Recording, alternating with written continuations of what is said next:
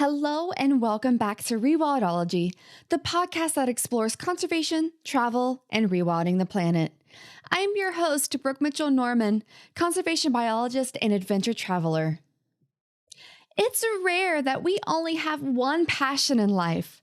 Most of us in the conservation and travel realms enjoy hobbies outside of making the world a better place. We dance, paint, run marathons, train for intense sports, raise families, and play. What happens when we find a way to bring together two of our passions? And how would one go about such a wild idea? Well, I'm happy to share that today's guest did just that, all in the name of protecting the ecosystem and sport he loves. Today, we are sitting down with Christian Shaw, founder and executive director of Plastic Tides. Christian grew up in Ithaca, New York, with a love for the outdoors. He began surfing at the age of 6 and picked up kite surfing by the time he was 14. During his undergraduate degree at Cornell University, he was exposed to the depths of the plastic pollution issue and had a brilliant idea to kite surf across the Great Pacific Garbage Patch with the hope of bringing awareness to the problem. The idea grew and evolved into stand-up paddleboard expeditions around Bermuda and the Great Lakes near his New York home, and through these adventures, his nonprofit Plastic Tides was born. Now, almost 10 years later, Plastic Tides has grown in size and collective impact for ocean conservation.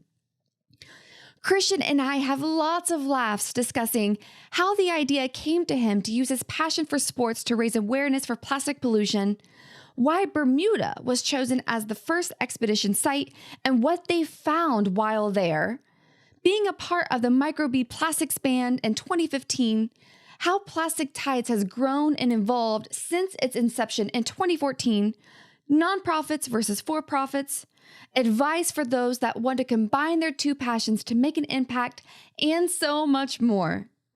Also, Christian mentioned several locations, organizations, and laws throughout the episode, which we've provided links to in the show notes at rewildology.com.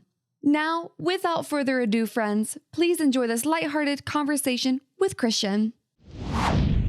Well, hi, Christian. Thank you so much for sitting down with me today and taking some time out of your busy schedule to just share your awesome story and your unique way that you have gone into environmentalism and conservation. And the path that you've done is quite inspiring. So tell me and tell everyone listening, what led you to do what you're doing? And what's the journey that brought you to today? Well, thank you so much for having me, Brooke. It's great to be here, and yeah, it's I would say that I've just kind of been on a journey for a long time. I think that's kind of what life is. It's all about the journey, and so I'm from upstate New York, Ithaca, New York, and I grew up. My mom's a science teacher, and my dad works in environmental health and safety, and is sort of a scientist in his own right. Yeah, just grew up being kind of exposed to the outdoors and broadening my awareness to a lot of the issues that we were facing and how I could get involved and try and do something about it. I actually got into this program called Primitive Pursuits when I was in middle school, which I think was really formative, which was these guys that set up this program where they would go and work with kids after school and take you out in the woods. We had a really cool nature center and teach you how to make fire with hand drills and Wow. create containers from bark and sap to hold water and boil water and throwing sticks, hunting after little rabbits and so forth. And yeah, just like super cool exposure at that age to sort of like a different thing. And then, yeah, just kind of, I think growing up, being educated by the time I was sort of ready for college, I was pretty acutely aware of like sort of all the things that were wrong and the way that we were living on the planet. And I'm also a surfer. I've been surfing since I was probably 6 years old. And I've been kite surfing since I was maybe 14 or 15. And so I think both of those things have also been super influential in my journey and my interaction with the ocean and nature and and eventually connecting with the issue of plastic pollution. So yeah, I don't know where I should start in terms of, plastic tides and what I'm doing now and stuff. But yeah, that's how I was got set on this path. Yeah, and you just brought up two very important things, and it's incredible what happens when we combine fields. And for you, it was environmental advocacy and adventure sports, which seem completely like, how in the world can you connect the two? So, how did you put these two passions of yours together? How did this idea come to be? And then what was the first application of it? What was your first really cool expedition that you put together? Yeah, so that's really well put, and I think that's exactly what it is for me is like, kind of combining that passion for, water sports, adventure, the outdoors with purpose, and a lot of exciting things can happen at that intersection. And so I started to sort of explore that through just different things that I was doing locally in my university community and the water sports clubs that I had started. I went to Cornell University in upstate New York, well, the same town that I grew up in Ithaca. And yeah, I was just like really active, with that kind of stuff. And then when I was at Cornell in the fall of 2012, this National Geographic Young Explorers Grant workshop came to our school, and I found out about it, signed up, and it was cool. The first half was, a big presentation, and there were a few of the young explorers that had done, these cool expeditions there, speaking on stage, and people kind of walking us through the program and who can apply and what it was all about.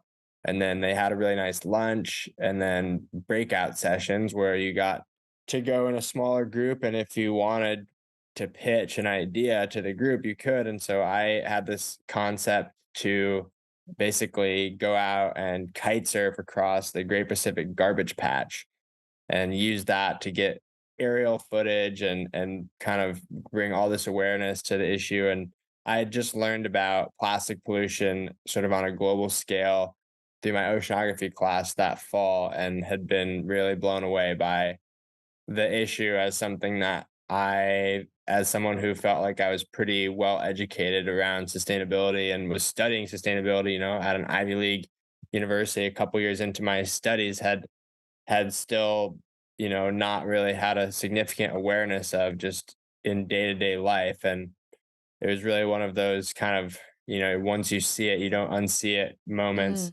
Mm-hmm. And yeah, and through the work of Five Gyres, I learned about the Great Pacific Garbage Patch. And so that time I thought that there was just this floating mass of trash out there that you could go out and like kind of bounce across and get this cool footage. And so I pitched this idea to the group and everyone thought it was really cool. And I ended up connecting with the guy who was sort of leading the breakout session. This young adventurer, Chris Bastianelli, who I've stayed connected with. He's really cool. He was there. He had done some really interesting work with Ben and Jerry's and documenting the folks farming the vanilla on these sort of small scale sustainable farms and fair trade farms in Uganda.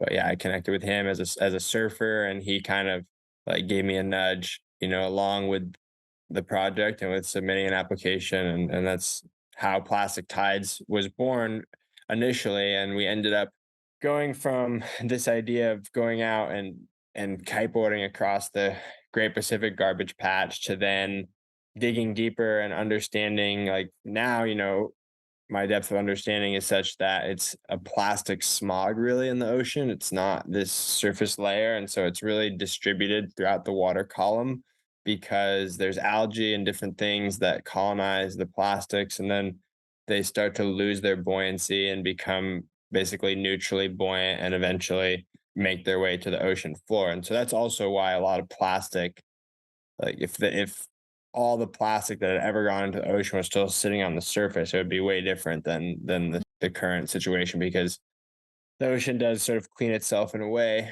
bringing things to the floor of the ocean or bringing them back to the beaches. But essentially, you can't go out there and film it from a plane or a helicopter or drone really, and you could be even sailing through it and you wouldn't necessarily know unless you actually jumped in and got underwater and looked around. And you might see a few larger pieces of plastic, a fishing net, a bucket, a jug or whatever, but it wouldn't be, like, oh, we're here, we're in the gyre, Yeah. we found it. Right. It's like this landfill in the Pacific. We found Yeah. it. Bring in the Right. bulldozers.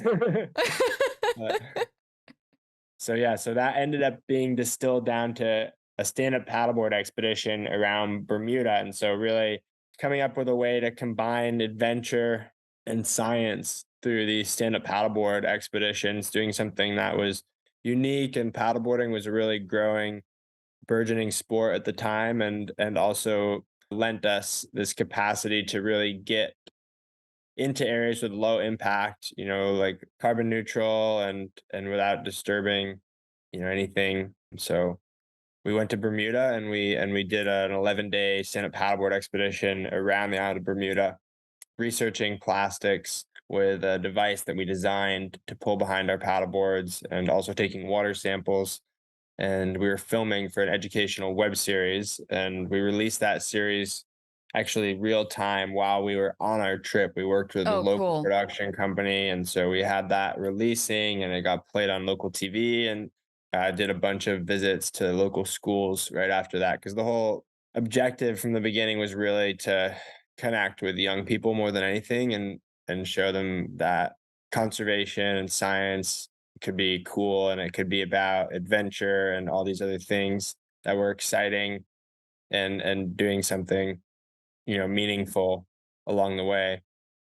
Right. And so, okay, so this first idea, which I love that you brought up the first idea that didn't work and then how it led to another idea, because I think that sometimes we need that reminder that maybe the first idea might be really good, but it might just not work, and it might just be the seed for the next thing that's going to come. So like, don't completely throw something aside if it seems like a really good idea. And this is a perfect example of that, is because you did end up having this really cool expedition that was different than the first one, but the first one got you from point A to point B. So why Bermuda? That's a very specific location. I mean, yes, to do an expedition, you got to pick somewhere to do it. But why Bermuda? Why was it the final place that this was launched? Yeah, that's a great question. So Bermuda is actually really well located to access the North Atlantic Gyre. So, like the name Five Gyres, the organization who we've worked with extensively over the years, it comes from these five oceanic gyres: the North Atlantic, South Atlantic, North Pacific, South Pacific, and Indian Ocean, which are the primary sort of circulation zones in the ocean that have these accumulations of plastic in the middle.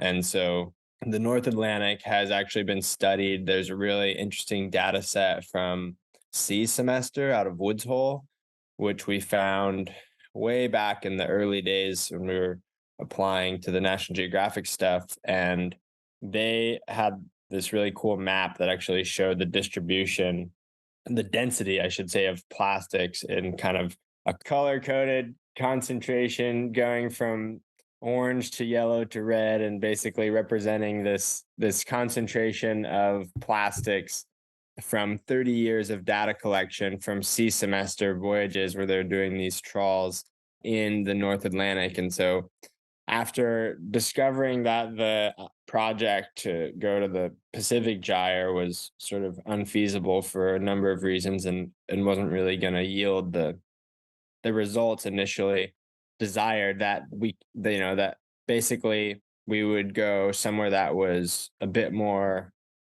realistic and easier to get to from the East Coast. And so there's the North Atlantic Gyre. And so we had found these maps, and basically thought that it would be possible potentially to go out there, because this area was actually known sort of as the doldrums, or they called it the horse latitudes, because boats that would be caught there would be sort of drifting with no wind for so long that they would end up having to like eat their horses or push their horses overboard or whatever Oh, because they were stuck, crazy. because their voyage was taking way longer. And so it's kind of this area in the middle of the gyre. And so we were thinking, oh, if it's really calm there, maybe we could go and get dropped off with paddle boards and a bunch of gear and just spend like 3 days just kind of drifting and lash our paddle boards together at night and just and research this and paddle basically like across this sort of gyre area and then get picked up, on the other side by the same boat that dropped us off. And we called this guy JP Skinner in Bermuda, who was running a program at BIOS, the biological research station there at the time. And he was super cool. I'm chatting to him, kind of explaining the idea and stuff. And I'm like, yeah, so basically, like I'm looking to get in touch with some captains because we want to be able to, see if somebody can take us out there. And he's like, yeah, to be honest with you, like there's no captain that's gonna do that. There's no way. Cool idea, but dude, sorry. Like, yeah, sorry. 300 miles from Bermuda, leave you for 3 days, not gonna happen. So, so then we were like, okay, well, it was eventually kind of worked our way down to actually using Bermuda itself as the sort of research vessel, so to speak, but it's an entire island. So it's really well situated within the North Atlantic Gyre, such that it gets a lot of non-endemic trash that comes into the shores, especially the South Shore. And so it's a really good place to sort of study this effect of ocean plastic pollution and be able to do so from an island that, especially along the South Shore, it goes from, basically these really cool barrier reef coral heads to then just dropping off into pretty deep water. And so you have, whales coming in really close and you have the sort of Gulf Stream, running through. And yeah, it's a really interesting place to be able to study ocean plastics. And yeah, so that's what we ended up doing. So that makes sense. So it was both location and then maybe the connections you made. It sounds like this Yeah, Skinner exactly. guy. Yeah, we made really great connections there as well. And we continued to make really amazing connections there. And we still have really great friends in Bermuda. And Bermuda has a really active hub for all sorts of conservation and ocean related research and initiatives. It's a really special place. So yeah, I mean, there's a lot of reasons. Once we kind of understood, and it's funny. That's kind of how life works, right? You start with one thing, and if you're willing to kind of be open and sort of just follow the path, you can find something pretty incredible. Absolutely. I mean, like even for example, it's completely different, but it shows demonstrates the same point. The final iteration of this show was actually the third version of what these ideas were, and it took that much mulling over the idea for the final product to come to be, which is what we're sitting down recording now. It's just as another example. But let's go back to the actual expedition itself. Okay, so we have everything set up, which is great. We're like, okay, we're going to go to Bermuda. We're going to do this 11-day expedition. So let's go into the actual expedition itself. So for the 11 days, what exactly were you doing? And you just talked about this new water sampling tool that you made. So like what was that? And what were the answers that you were hoping to find during the 11 days that you were there? Yeah, so that's interesting. So on this trip, we were just basically going from beach to beach, and we had all our gear with us, and video equipment, and so we were spending a lot of time documenting, sharing things. Instagram was new. We were on social media, real time, and then paddling, of course, a lot of paddling, and then yeah, so we had worked with a student at the University of North Carolina actually to develop this trawl, which is just what it sounds like, similar for fishing. And these are catamaran trawls. So you can imagine sort of just two tubes, PVC tubes that are separated by about half a meter distance. And then there's an aperture, maybe 3 inches of mouth and then a net attached to it. And so what it does is it goes across the surface of the water, and it allows you to sample surface water, and basically goes through the net and then collects in the end in what's called a cod end. And then if you say you pull your trawl for 1 kilometer, then you can actually use the width of the trawl and the distance. So if you think about it, that's basically a really long rectangle that's half a meter wide and 1 kilometer long. And then you can calculate the actual surface area of the water that you've sampled. And you can use that to then do abundances and so forth. And so you can extrapolate that out, and you can say, X number of pieces of plastic per square kilometer and so forth. And so that's the device that we developed for the work in Bermuda. And there we were just kind of testing it out. Like this was just a whole sort of new concept, and as we were discussing, I think it's interesting, in life, it's always important to remember that you don't know what you don't know. And Yeah. so as you get into something, you start to understand it better. And then that's what guides the next step and kind of your direction moving forward. And so, whenever you come into something that you're unfamiliar with, yeah, I mean, you just should expect to sort of be, open to learning and sort of understanding, because it's impossible to know the things that you don't know. And oftentimes they're very sort of instrumental, or like they're significant, I think, like in a lot of things. So yeah, so we were working with this trawl, just kind of testing it out, and seeing how that worked, sampling the surface water in Bermuda.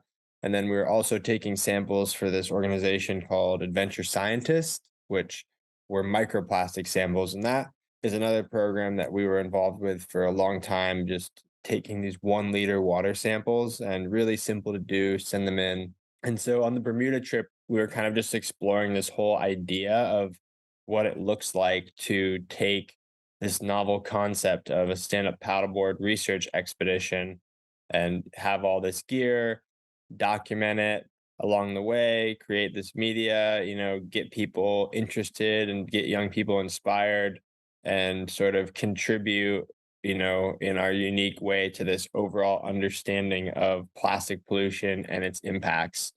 And so then we came back from that trip, and we're like, wow, we've really got something here. We've got, all these sponsors working with Cliff Bar and Goal Zero and Backpackers Pantry, and we've got all this support on Bermuda and everything, and actually learned about the microbead issue from cosmetics and the work that Mm. Five Gyres had done on the Great Lakes.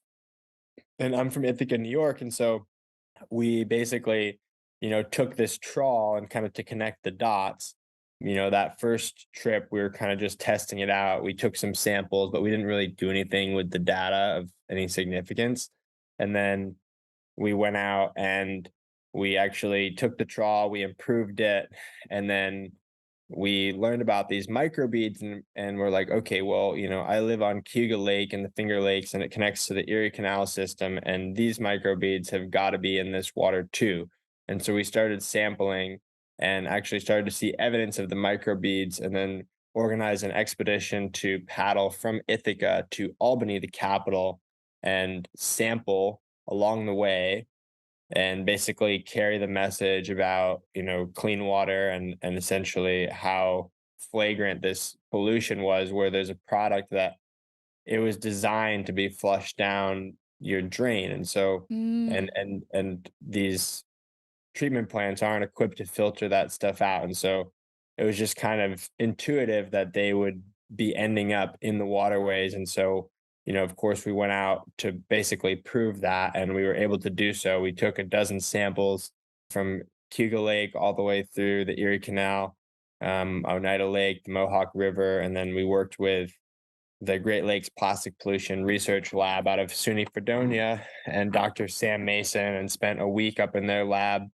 analyzing the samples, and put together our findings, basically for the first time proving definitively the existence of these microbeads in inland waterways.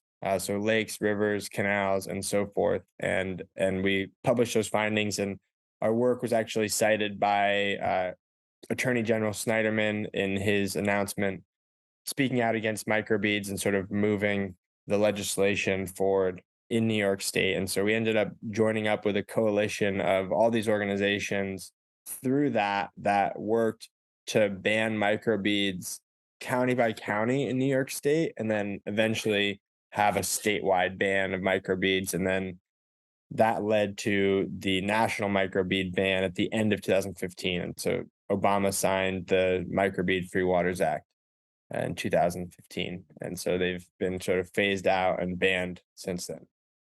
Wow. How cool. That must have been like the ultimate, like, we did real shit. Like, look, like even the president has signed this into law and we had a part of that. That had to have felt so good. Yeah, it did. Yeah. So that was really exciting. And that was really kind of the work that established and cemented us as an organization and set us on our way to where we are now.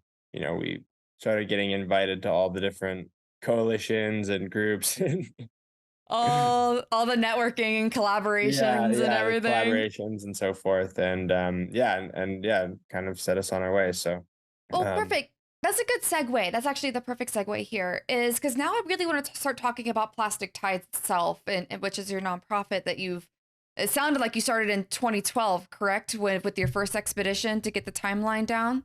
Yeah, well, so you do have the timeline right with 2012. It's kind of like 2012 was when that workshop was at Cornell, and then I started working on the idea throughout 2013 and actually applied to the National Geographic grant, got accepted through the first phase in end of 2013, and then officially formed like Plastic Tides, plastictides.com, and came up with a name and everything else.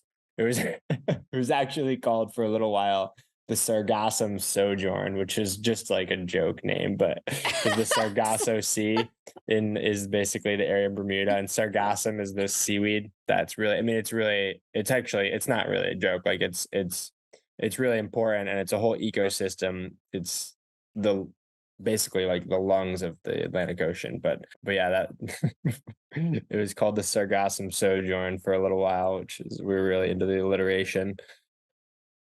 Plastic Tides has a little bit more appeal broadly. So yeah, yeah, I can definitely see the difference. So 2014 officially was the spring of 2014 was the official launch of Plastic Tides, and then that expedition around Bermuda was actually June 8th, which was World Oceans Day in 2014. And so we worked with some people to do, some stuff around World Oceans Day with the launch of our expedition and so forth. Awesome. And so then right after that is when did the Great Lakes expedition happen? Canal, that was in November of 2014. So that was all the same year. Back to back. Holy crap. Yeah, because we basically came off of that trip and then, started learning about the microbeads throughout that summer and started doing research throughout the fall, and then put together the expedition on the Erie Canal right at the end. By the time we had all the ducks in a row, we basically had 2 weeks left to paddle from Ithaca to Albany before the canal closed for the season. And we actually ended up getting iced out. So we hit impassable ice on the canal. And so we didn't actually make it to Albany that year, but we have a feature-length documentary about that trip, which is called The Canal. And we released that in the spring of 2015. Wow, that's so cool. It was during the polar vortex in 2014. I don't know if you remember that. I was still in Ohio at that time. So yeah, definitely. There were those huge clouds in Buffalo, and it was crazy. Yeah. I feel like these days the media kind of sensationalizes the weather a little more. So it's like every other day there's like another like atmospheric polar river blizzard.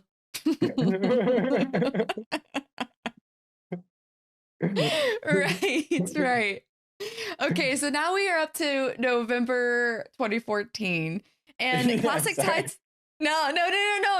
This is great, because now I really want to start diving into what it actually is that's the goal of Plastic Tides. So clearly the foundation was set and you made a lot of impact early. So then what was your goal moving forward? I mean, I don't know what it must have felt like. You're just knowing me when I have like these big accomplishments. It's almost like, what do I do next? How do I top this? How do I keep moving forward with this momentum?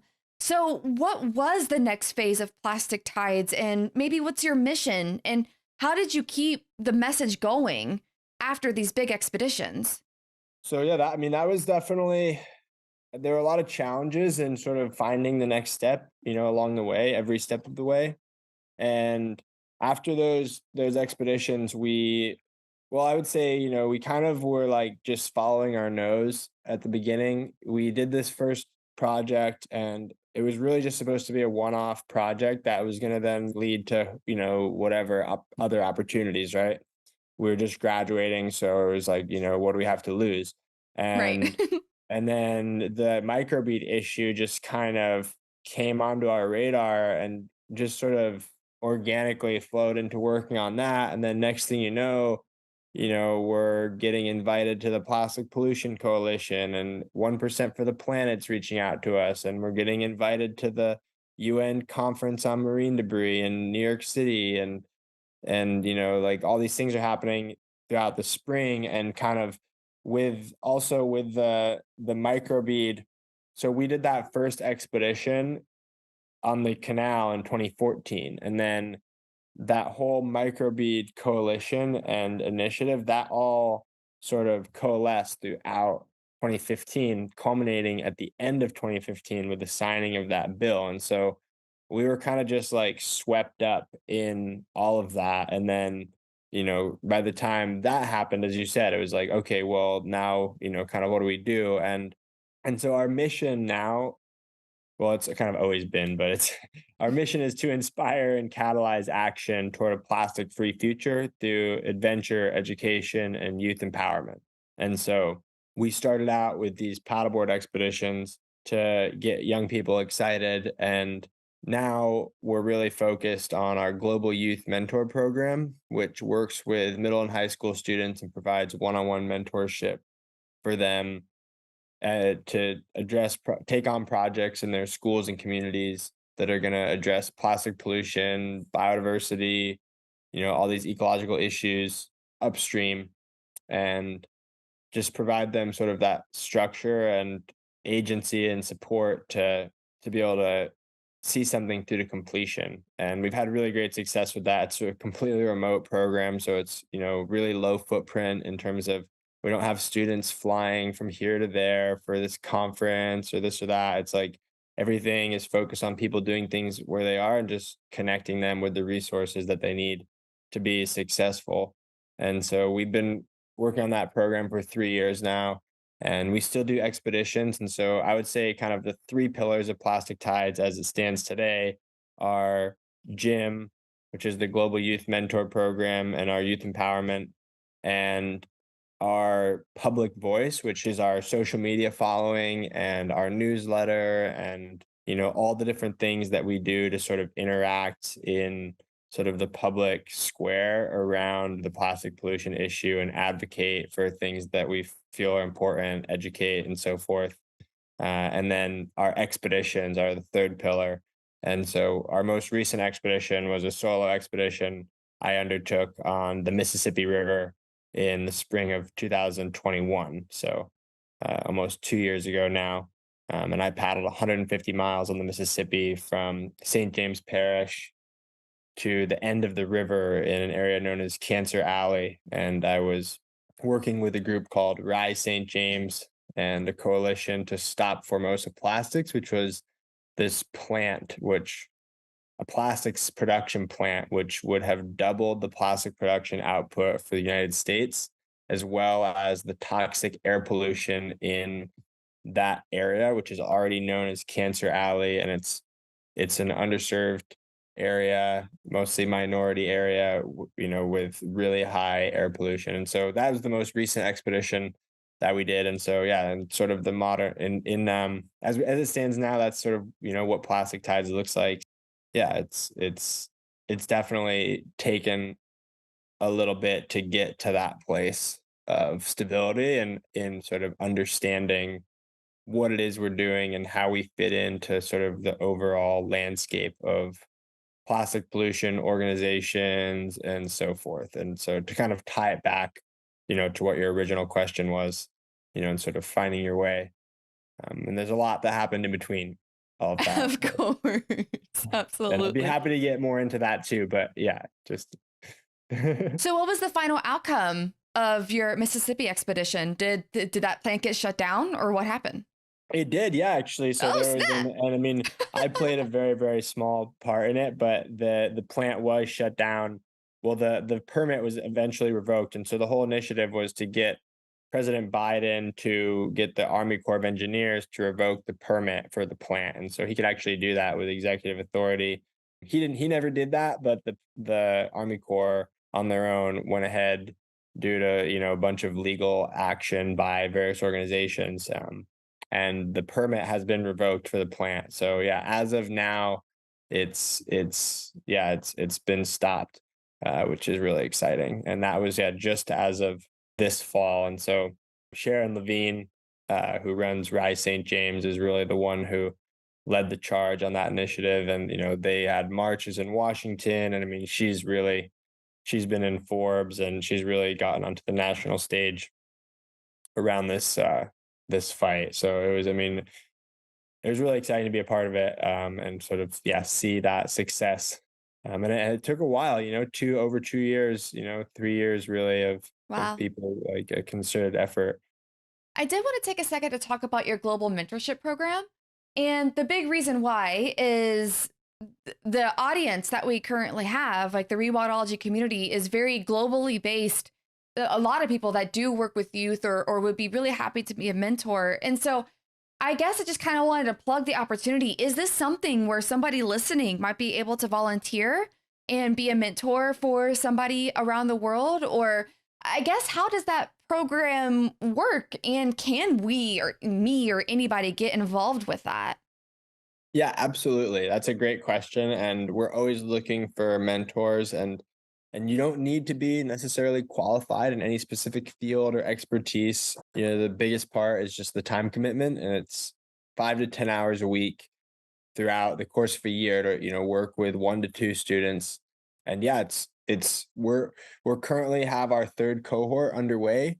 So we're going to be accepting applications again here in the spring as we start to recruit for our fourth cohort, which will be starting in the fall of 2023. So yeah, absolutely. And thanks so much for asking. Yeah, we're always looking for qualified mentors to work with our students and people all around the world. It's we do our best to sort of pair students and mentors in equivalent time zones and languages. That's nice. Other than that,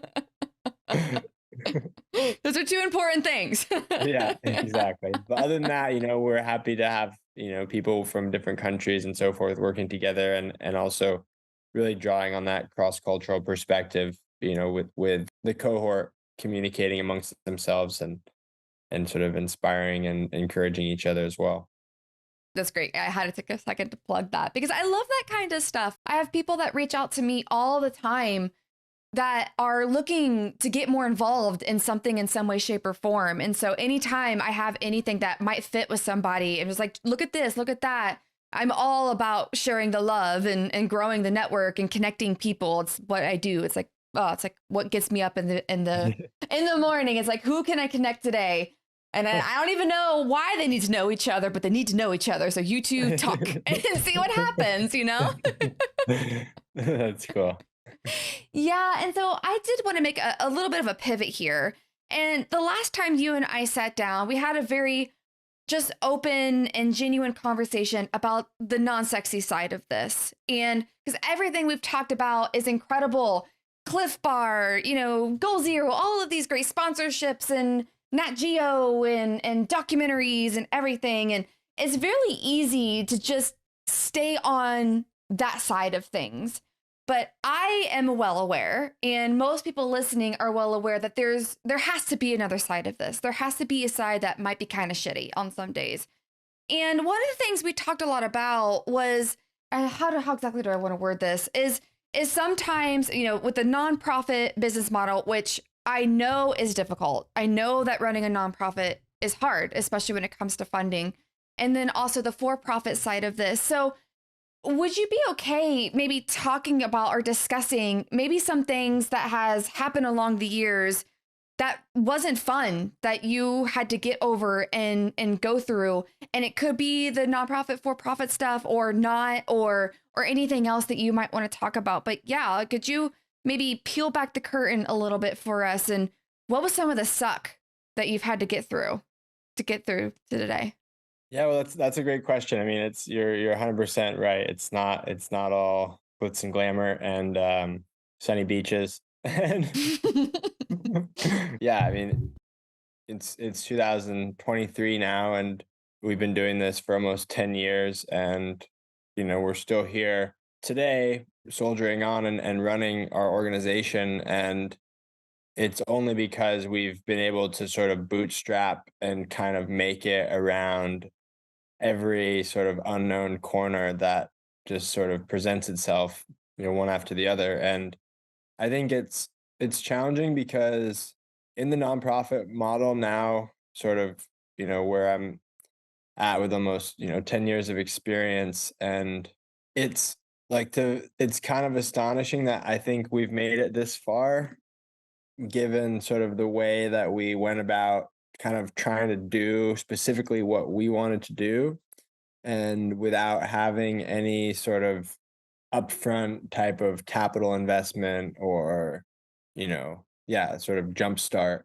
And I think because there's a lot of nonprofits out there that, basically are able to do what they do because they're kind of formed around already maybe some capital that people want to put to a certain use. And so they're able to then take that and then build off that and then leverage that to attract more resources and so on and so forth. And so, for us as sort of a small bootstrapped organization, like the number of times we've heard, oh, like come back when that's a little bit more developed, or like when you have more Mm, progress on that, or when you have other people investing too in that, or, it's like kind of, over and over hearing like that sort of the potential.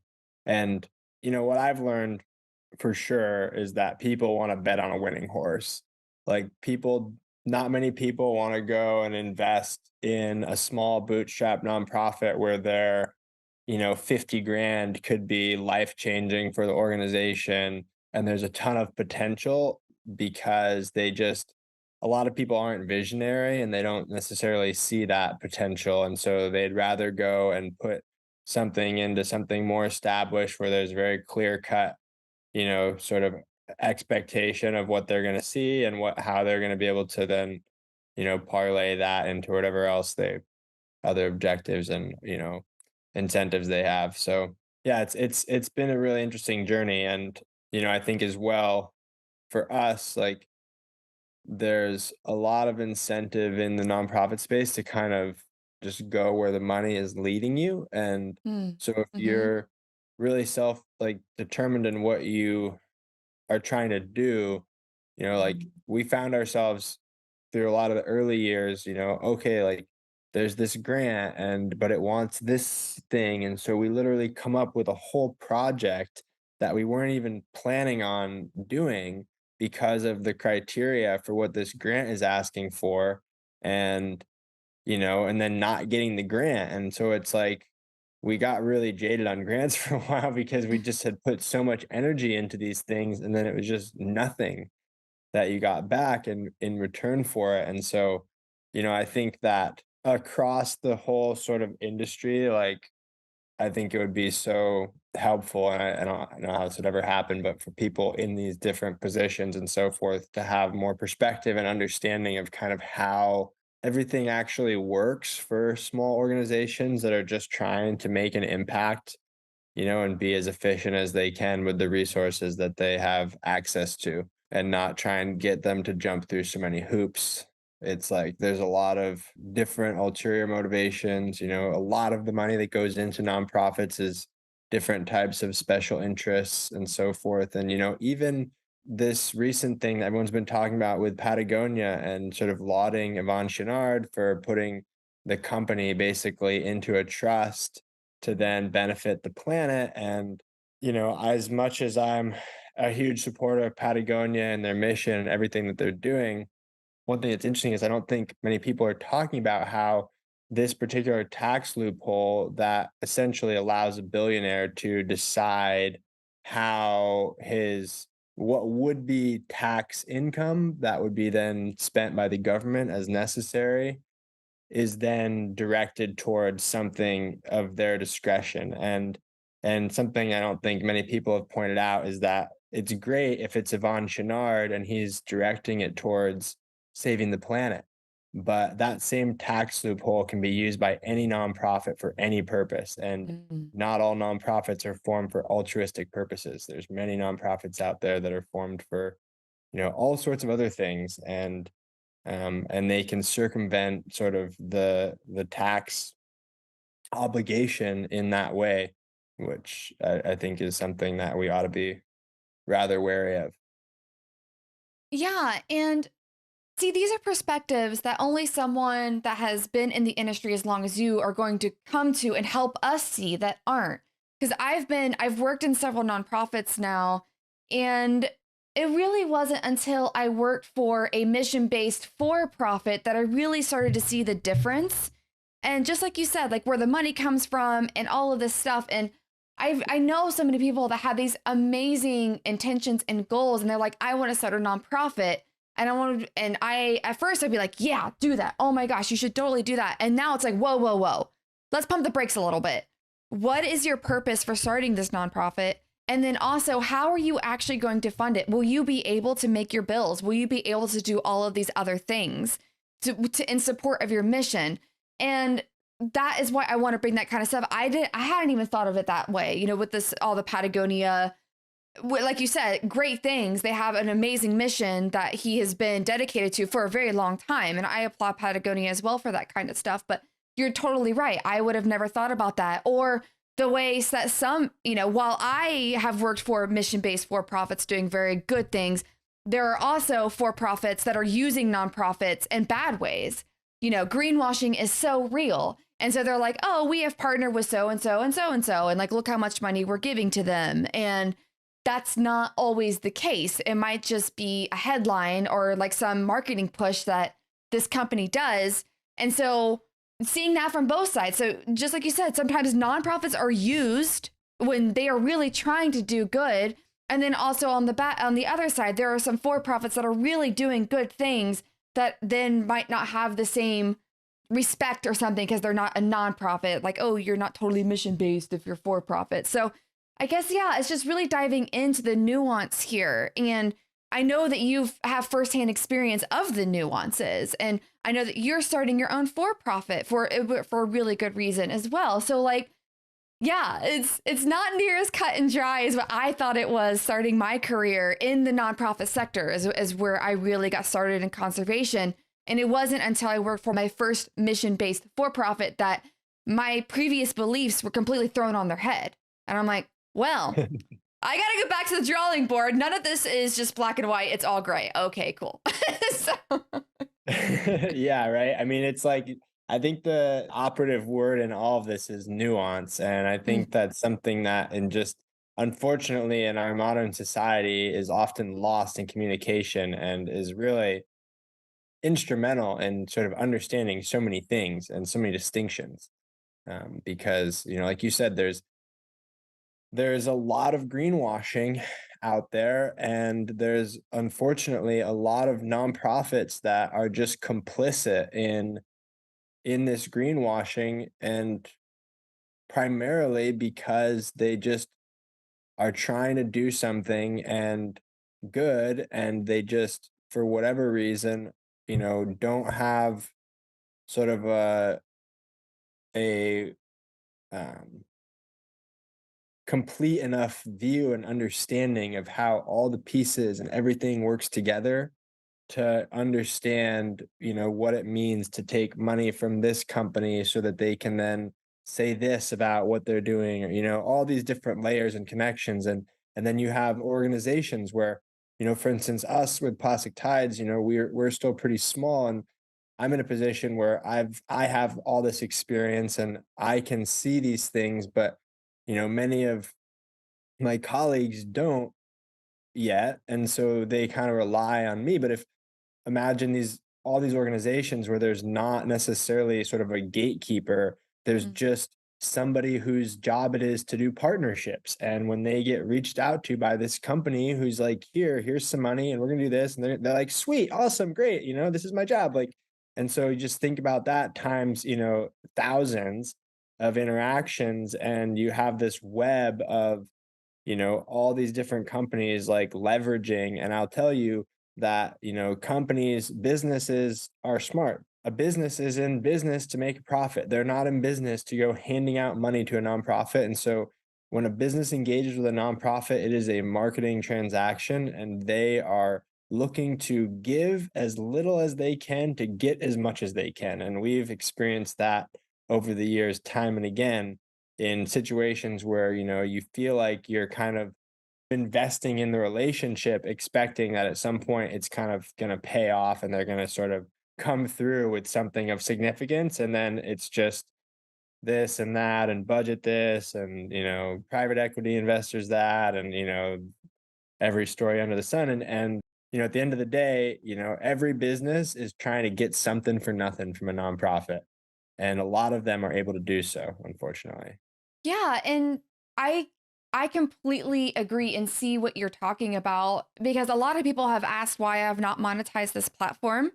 And that's why, because I am so scared to partner with a company that might just try to use this platform for their own gain. And I'm so protective of this child of mine that is Rewildology, and then also the community that we've built around this. Like, I don't want them to be subject to a brand that in the end is not in their best interest, and that because I have seen both sides now.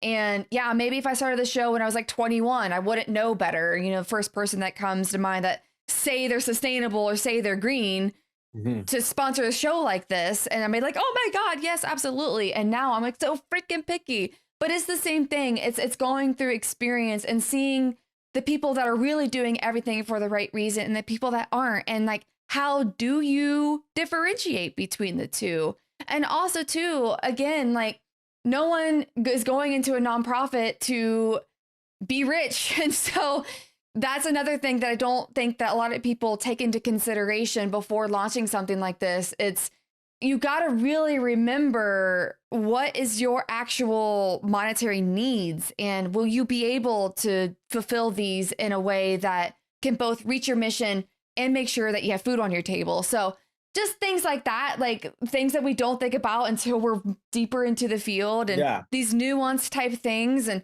I know that you've seen them because we've talked about them. And I wanted to take some time to really bring that to light because it's very rare that we have a chance to talk about these things openly. Absolutely, and I really appreciate that. And I think kind of the other piece of that, as you said, kind of accomplishing your mission, putting food on the table. And I think sort of the other kind of piece of that is maintaining your integrity and whatever that Yes. means for you. And I think perhaps like I think it's important to have like sort of transparency personally in terms of that, and I don't think necessarily think everyone's in a different place when it comes to sort of what that means for them. But that's kind of, where it comes back to, like you said, and I think also that's where the real value and kind of user or listener supporter. And so you've mentioned, you haven't, monetized the podcast to do like, third party ads or things of that nature. But I don't know if you do have a subscriber base, and you're generating support in that way, where it's people that are just directly donating to what you're doing because they believe in it. And I think that that is really the most sort of simplest and like most unadulterated form of support. And so coming back to like Plastic Tides and what we're trying to do at this point, I've been through this whole journey with kind of my perspective on what a nonprofit kind of can do and is meant for. And I believe that like what we're doing with Jim is something that the free market is not going to provide. It's not something that is Mm-hmm. has a business value to it. There's no other than the way that you can leverage it for marketing for other businesses based on contributions, it's like what it is, this support structure, mentoring program for young people. It's just something that it's the type of thing that's meant for a nonprofit model because it's not going to be supported in any other way. It's not a business model. It's something that we feel that has value in the world and that we want to bring into existence, and that isn't a business and is not going to be able to support itself as a business. And so, like now we're really as focused as possible on just having, direct, like a solid base of direct support, and then different foundations, grants, things that are just saying we just want to support you to do what you're doing and keep doing it because it's great. But yeah, it's difficult to find that for sure. Yeah, yeah. And since, like I said, we really talked about it last time, so I wanted to have an opportunity to go into those nuances because it's so valuable to talk about these things. Like I wish that if anyone listening is considering starting a nonprofit or has started a nonprofit, like reaching out to people like you, or where to even start, or I didn't even think about that. Oh my gosh, or signing up with these other, or let's say that a for-profit reaches out to a nonprofit, like how do you look at that relationship, and what is the Mhm. real motives there? So Yeah. yeah, just being aware that there's more to the conversation in that email than just, hey, we want to support your nonprofit. It's like, gotta look behind the message. What is actually being said? Yeah. Yeah. Yeah. Yeah, yeah. So let's shift a little bit now, and I want to come back to you for a second. And I want to take this full circle to the very beginning. And like I said, you were able to take two completely separate fields that had nothing to do with each other and combine them. And I would say that that is a very creative solution to the plastics problem. And let's say that somebody is listening right now in our field and they're in some sort of creative rut. They're like, I have this problem. I have absolutely no idea how to solve it. So, with your creative ways and these creative ideas that you've come up with, like what advice would you give for someone that is stuck and they need inspiration to maybe solve it in a way that they haven't thought of before? What's some tips that you've thought of in your journey? I think the first thing to do is just take a step back and maybe find someone, not find someone, often, hopefully, you have someone that you trust that sort of is up to speed enough on your life that you don't have to explain everything to them, but they're also removed enough from whatever situation it is that they have some perspective and sort of just explain it to them and just see if you can get some insight from someplace not so close to the scenario. I think that's the first step, and oftentimes when you're so sort of dug into trying to solve something in one way, it's just really difficult to see how you could be coming at it from a completely different angle or perspective and have a really simple solution.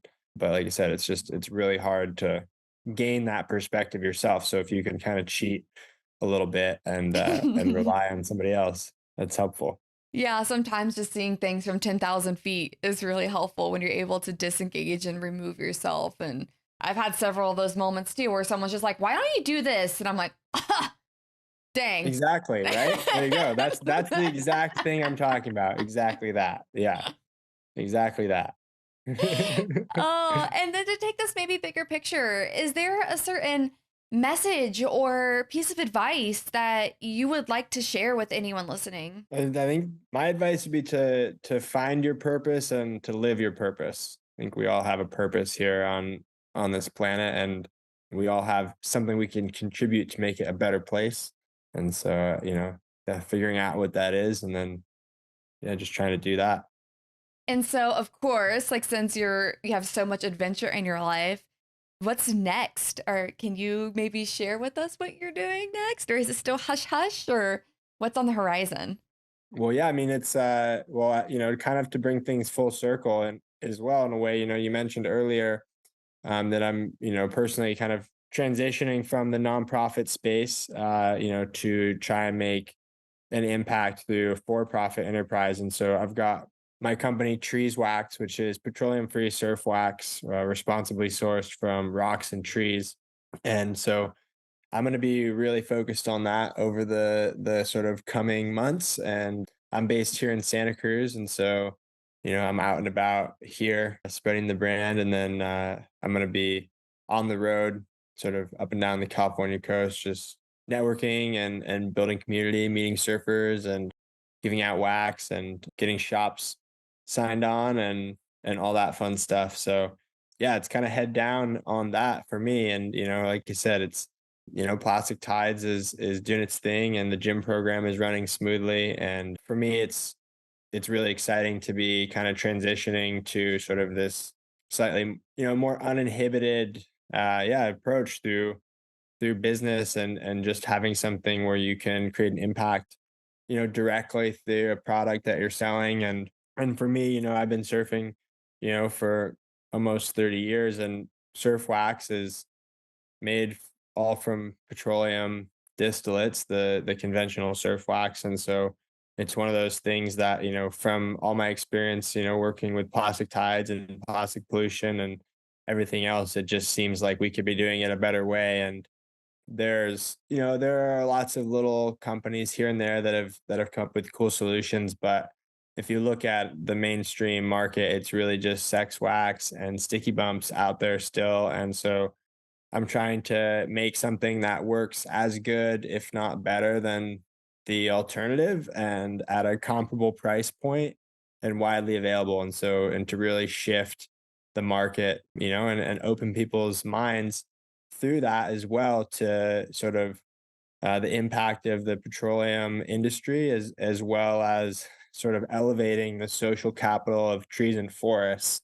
And that's what the brand Trees Wax is all about, is really showing people like that trees just bring so much value to everything, on the planet. And forests and old growth forests, untouched forests are like some of the most important habitats to protect and preserve on the planet, because you can't grow a forest. Any tree planting, all this stuff, like that's not a forest. It's impossible to grow a forest. A forest is this incredibly complex interaction, web of organisms that's evolved together over thousands of years typically. And that's what I'm really excited about, sort of spreading and sharing in the world, and trying to do that through, a for-profit brand where you can kind of, yeah, be self-sustaining and also, grow, sort of unrestricted, as you connect with people. So yeah, that's what I'm super excited about. Yeah, that's awesome. And I was hoping you would bring that up because I think it's just so cool too. Again, from all of your experience, you're going to play with both models now. You've been the director of this fantastic nonprofit that you helped launch a decade ago, and now it's time to explore something new for the better of the planet and for the sport that you love so much. So you've connected them again, but almost in like the backwards direction now, which is Yeah, super exactly. cool. So let's say that someone listening might want to get a hold of you or watch your progression as you're going down your story, maybe the next expedition, how Trees Wax goes, what Plastic Tides is up to. How can somebody get a hold of you or get a hold of Plastic Tides and just watch what you're all up to? Yeah, so thanks. It's a number of ways you can do that. So on the social medias, at Plastic Tides, of course, you can follow Plastic Tides.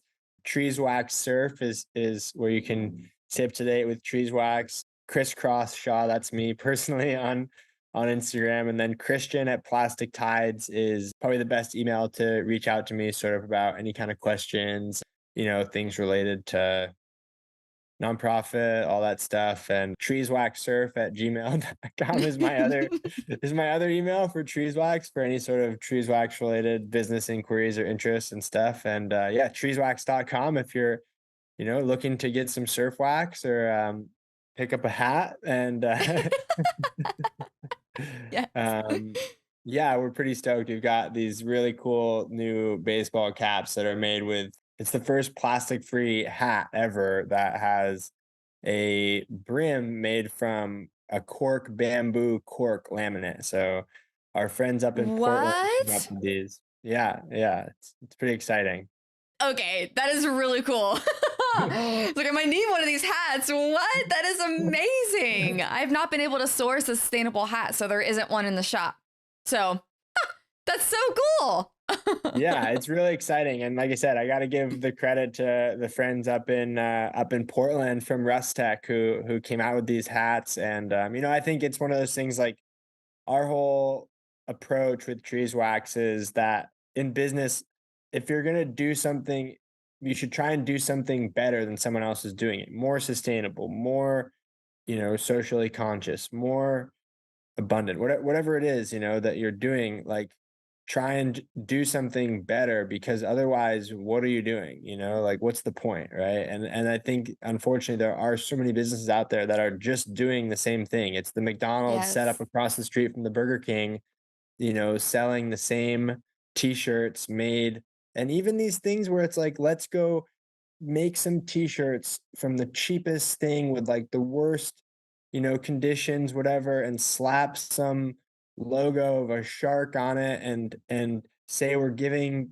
5% back to ocean conservation. And like that's just more of the same problem right there, so it's like I think thinking deeply and intentionally about kind of what you're creating in the world and how you can do it. And so anyway, coming back to the hats, like I would say first, first off, if you need a hat, try and get one from, somebody that's not using that. I don't know, like Yeah. get like so many people have like stuff, your buddy's got an extra hat, whatever. But like at the end of the day, like we're in a consumer society and we're constantly creating new stuff, and so whether I like it or not, we're people are buying hats, and so they can be buying hats that are made from regenerative cork and bamboo and no plastic, then all the better. That is, yeah, that's awesome. I didn't even know it existed, so I'll definitely have to look that up. But yeah, well, thanks, Christian, so much for sitting down with me, the whole Rewildology community, and taking us through all of your incredible knowledge and what you're up to. You'll have to keep us posted on all of your adventures. We'll have to share them. They sound awesome. Absolutely. Thanks so much, Brooke. After this conversation with Christian, I'll say that my gears are turning too on how I can combine my passions in life. I haven't come up with an answer yet, but I'm still mulling over it. Have you successfully combined your passions to bring awareness to an issue that you care about?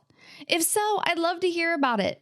Please send me a DM on Instagram or Facebook or email the show at hello@rewildology.com. Maybe we should have a creative get-together or a think tank of some sort. I don't know. I really think it would be a great idea, and I'll let you all know if this comes together. If you have a specific question you'd like to discuss about today's topic, head on over to the Rewildology YouTube channel and submit your question in the comment section of today's episode. Some of you have reached out and asked how you can support the show. Well, I'm happy to share that there are several ways to do so. Some zero-cost ways to support the show include subscribing to the podcast on your favorite streaming app, leaving a rating and review to boost the algorithm, which will present the podcast to more listeners, signing up for the weekly Rewildology newsletter at rewildology.com, subscribing to the YouTube channel, and following the show on your favorite social media app.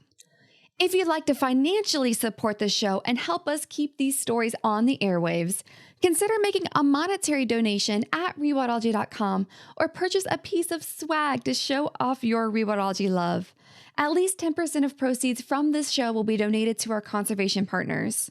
I'd also like to extend a special thanks to Heather Valley, the show's audio and video producer, for making the show sound and look awesome, and Focusrite for powering the podcast sound. If you'd like to see the gear we use to record the show, head on over to rewildology.com and check out Nature Podcasting under the Resources tab. Until next time, friends, together we will rewild the planet. Hey, thanks again for listening to this episode of Rewildology. If you like what you heard, hit that subscribe button to never miss a future episode. Do you have a cool environmental organization, travel story, or research that you'd like to share? Let me know at rewildology.com. Until next time, friends, together we will rewild the planet.